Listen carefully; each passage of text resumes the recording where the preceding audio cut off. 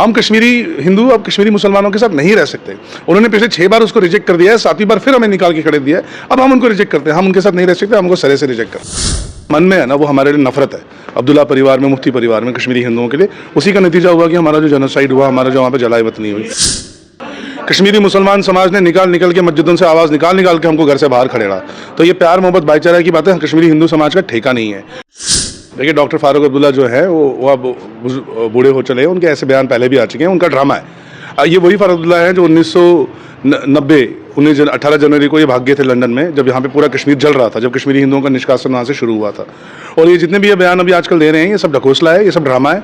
ये हर बार वो ड्रामा करते हैं, कश्मीरी पंडित वापस नहीं आना चाहते। ये क्यों? अगर एक तरफ से वो बोलते हैं कश्मीरी पंडित को वापस आना चाहिए, दूसरी सांस में ही बोलते हैं कश्मीरी पंडित का युवा वापस नहीं आएगा। तो ये ड्रामा है ना, वो नहीं चाहते, उनका मनसा ही नहीं, उनका जो मन में है ना वो हमारे लिए नफरत है अब्दुल्ला परिवार में, मुफ्ती परिवार में, कश्मीरी हिंदुओं के लिए। उसी का नतीजा हुआ कि हमारा जो जेनोसाइड हुआ, हमारा जो वहाँ पर जलाई वतनी हुई।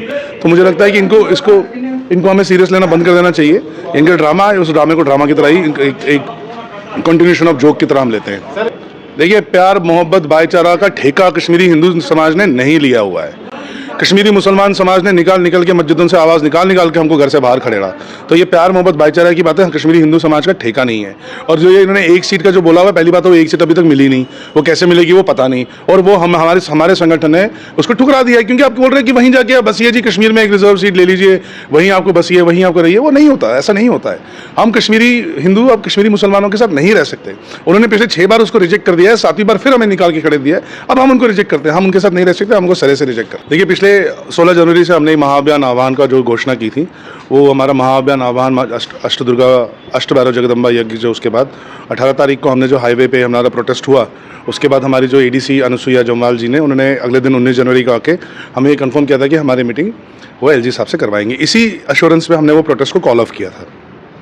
आज 3 दिन हो गए, हमें को लगातार एश्योरेंसेज आ रहे हैं और डिलेइंग टैक्टिक्स है इनकी तरफ से कि ये एलजी साहब की तबीयत खराब है, एलजी साहब मिल नहीं रहे हैं किसी से, जबकि हमने देखा कि कल वो मिले हैं। कल लोक भवन में एक पब्लिक प्रोग्राम हुआ है।